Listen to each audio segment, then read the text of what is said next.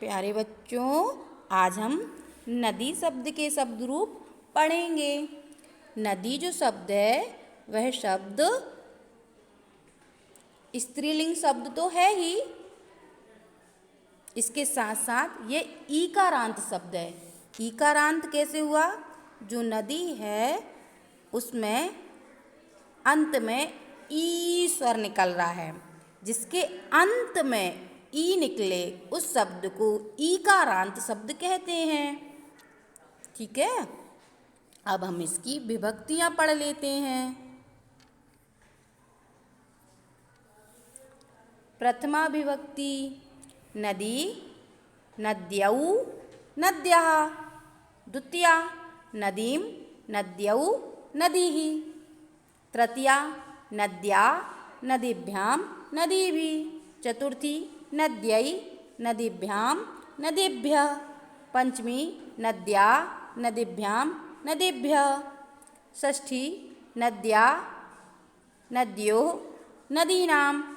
सप्तमी नद्यां, नद्योः, नदीषु। संबोधनम् हे नदी, हे नद्यौ, हे नद्यः। अब देखिए, जिस प्रकार नदी के शब्द रूप बने हैं उसी प्रकार लेखनी, नगरी, भगुनी, अंगुली, घटी, अंकनी इत्यादि शब्दों के शब्द रूप भी बनेंगे।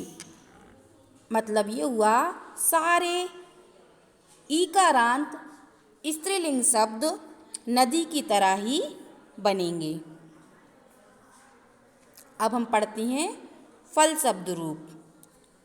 फल जो शब्द है वह अकारांत शब्द है। ठीक है, अब और यह नपुंसकलिंग शब्द है।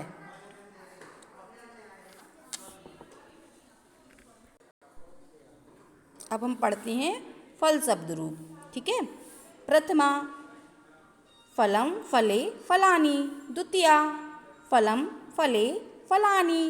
तृतीय विभक्ति फलेन, फलाभ्यां, फलैः।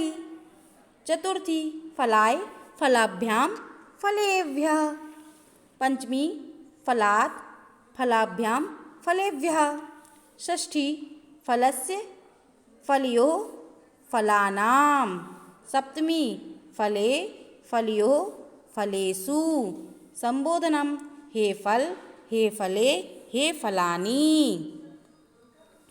अब जिस प्रकार फल शब्द के शब्द रूप बनेंगे उसी प्रकार ज्ञानम, गृहम, वनम, पुष्पम, चित्रम, पुस्तकम इत्यादि शब्दों के शब्द रूप भी बनेंगे। अब मैं आपको एग्जाम्पल के तौर पर पुस्तक के शब्द रूप बता देती हूँ। ये देखिए, पुस्तकम, पुस्तके, पुस्तकानि। पुस्तकम, पुस्तके, पुस्तकानि। पुस्तकेन, पुस्तकाभ्यां, पुस्तकै। पुस्तकाय, पुस्तकाभ्यां, पुस्तकेभ्यः। पुस्तकात्, पुस्तकाभ्यां, पुस्तकेभ्यः। पुस्तकस्य, पुस्तकयोः, पुस्तकानां।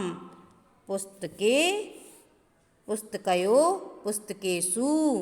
हे पुस्तक, हे पुस्तके, हे पुस्तकानि। ठीक है, आप लोग उसी प्रकार से ज्ञानम के, गृहम के और वनम के शब्द रूप बनाइएगा। Thank you.